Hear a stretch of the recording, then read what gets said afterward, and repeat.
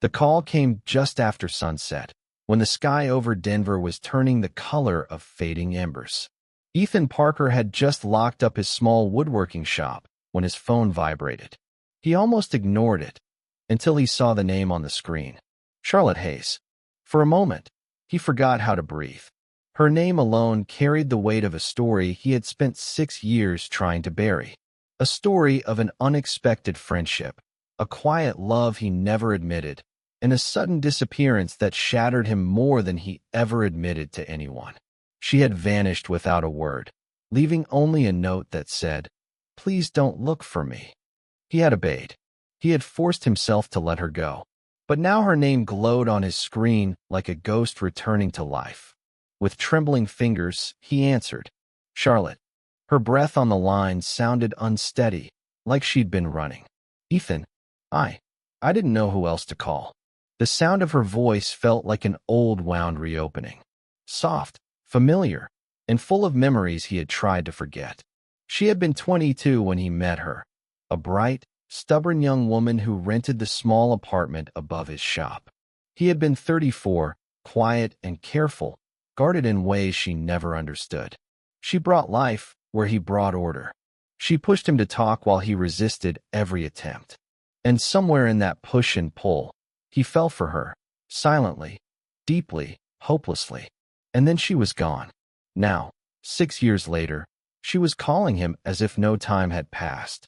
Ethan leaned against the door of his truck. "Charlotte, what happened? Are you all right?" There was a long pause. He heard the shaky breath she tried to hide. "I didn't want to involve you again. You've moved on, I'm sure. But I need help. The kind only you can give." Ethan's chest tightened.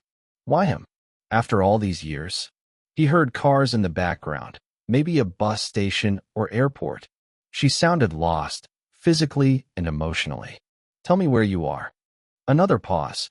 "I don't know if you'll want to see me, Ethan. Not after how I left." He closed his eyes. "Just tell me." "Boulder," she whispered. "I'm at the old Maple Station. I don't know how long I can stay here." Ethan didn't ask more. He didn't demand explanations. Something in her tone told him she was scared, not just apologetic. "I'm coming," he said. "Don't move." Before she could respond, the call dropped. He stared at the black screen, heart pounding. Fear. That was the emotion that clung to her voice. Not regret. Not confusion. Fear. Ethan jumped into his truck and started the engine, the memories rising against his will. Her laughter drifting down the stairs, her habit of knocking twice before entering. The way she sat in his workshop for hours just watching him shape, would like it was a kind of therapy for them both. And then the morning he found her apartment empty. He drove through the night traffic, every mile stirring old feelings he thought he had carved out of his heart. He wasn't sure what scared him more, what she might tell him now, or what it might awaken in him. When he reached Maple Station, he spotted her immediately. Charlotte stood by a bench under a flickering street lamp. She looked older, but not in the tired way he expected. More in the way of someone who had fought hard battles and was still catching her breath. Her dark hair was tied up messily, her coat too thin for the cold. She held a single duffel bag, as if she'd left somewhere in a hurry. When she lifted her head and saw him, her eyes softened with something between relief and heartbreak. "Ethan," she breathed. He stepped toward her, unsure what he was walking back into. But before he could speak, she said the words that froze him in place. "There's something you need to know. I never wanted to disappear from your life. Someone forced me to." Ethan felt the cold air sharpen around them as soon as Charlotte spoke. Forced her? The idea didn't fit with anything he remembered. Charlotte had never been the type to obey anyone's demands, especially when it came to her independence. He took a step closer. "What do you mean someone forced you?" She tightened her grip on the duffel bag, her knuckles turning pale. "Not here. Please, can we go somewhere private? I don't feel safe standing out like this." The fear in her eyes wasn't imagined. It was raw, real, and trembling just beneath the surface. Ethan nodded and guided her to the truck. When she climbed in, she instantly curled into herself, as if trying to make her body smaller. They drove in silence until they reached his workshop, a place that hadn't changed much since she left. She looked around with a soft ache in her eyes, like seeing an old friend she wasn't sure would welcome her back. Inside, Ethan turned on the lights, the warm glow settling over rows of half-finished wooden furniture. Charlotte walked slowly, touching the edge of a table he had carved years ago. "You kept it." He didn't know what to say. That table had been her favorite. She used to sit beside him, insisting she could help even though she always sanded unevenly. He kept it because losing her had felt like losing color, and the table reminded him he once had some. Ethan motioned her toward the small back office. "Sit. Tell me everything." She sat, exhaling shakily. For a long moment, she stared at her hands before lifting her eyes to him, eyes filled with something heavy. "When I left Denver," she began, "I wasn't running from you. I was running from Kyle." Ethan froze.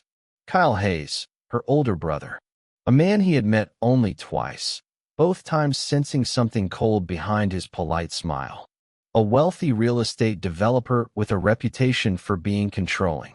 Charlotte never talked much about him, except to say they weren't close. "I thought you two didn't even speak," Ethan said. He didn't like that I was living on my own. He thought I was wasting my life, embarrassing the family. Her voice cracked. "But when he found out I was spending time with you, everything changed." Ethan's stomach tightened. "What do you mean?" "He hated it," she whispered. "He said you were too old for me, that you were manipulating me, ruining my chances of marrying someone appropriate. He said if I didn't cut ties with you, he would make your life miserable." Ethan stared at her, stunned. "Why didn't you tell me?" "Because I knew you," she said softly. "You would have confronted him. And Kyle doesn't lose battles. He would have crushed your business, your reputation, everything you worked for. I couldn't let you be destroyed because of me." Ethan's hands curled into fists. "So he forced you to leave?" Charlotte swallowed. "He gave me a choice. Leave Denver within 24 hours, or watch him ruin you. He had proof he could do it, Ethan. He had influence, resources, and he had been following us. He knew everything. Where we met, what we talked about, even how we looked at each other."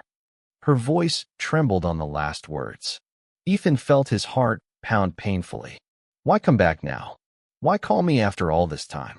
This time, she looked terrified, truly terrified. "Because Kyle is in trouble," she said. "He was involved with the wrong people. And now they think I know something. I've been followed for days. I didn't know where else to go, who else I could trust." Ethan's pulse quickened. "Are you saying someone is after you?" Charlotte nodded slowly, tears gathering. "Yes. And they know I came back to Colorado." Ethan stepped toward her, the protective instinct he once buried rising with fierce urgency. "Charlotte," he said, voice steady, "you're safe here. I won't let anything happen to you." But before she could answer, a loud knock echoed through the quiet workshop. 1, 2, then silence. The knock echoed through the workshop like a warning. Ethan's pulse surged, but he motioned silently for Charlotte to stay behind him. Her breath trembled as she pressed herself deeper into the back office, eyes wide with fear. Another knock came, slow, deliberate, almost confident. Ethan approached the front door with careful, steady steps. Years of running a small business had trained him to read people quickly, and everything about that knock felt wrong. He looked through the side window, heart tightening when he saw a tall man in a black jacket standing under the dim light of the parking lot. Ethan didn't open the door. "Shop's closed," he called out, voice firm. The man didn't step back. "I'm not here to shop. I'm looking for Charlotte Hayes. I believe she came here."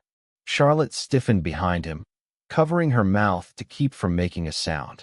Ethan's jaw locked. "You've got the wrong place." A thin smile appeared on the man's face. "Is that so?" "We tracked her phone." Ethan cursed internally. Charlotte must have forgotten to turn it off after calling him. The man slipped his hands into his pockets like he had all the time in the world. "She has something I need returned," he continued. "Tell her to step outside, and no one gets hurt." Ethan didn't move. "Leave." Now, the man tilted his head. You're protecting her. Admirable. Stupid, but admirable. Ethan stepped away from the window and whispered to Charlotte, We're going out the back. Now. Charlotte grabbed her duffel bag and followed him through the narrow hallway leading to the back exit. Before they reached the door, they heard the front lock rattle violently. They're breaking in, she whispered. Ethan pushed open the back door into the cold night air. Go, he urged. My truck is across the alley. They sprinted through the shadowed space behind the workshop, their breath forming white clouds in the darkness. The shop alarm blared a moment later.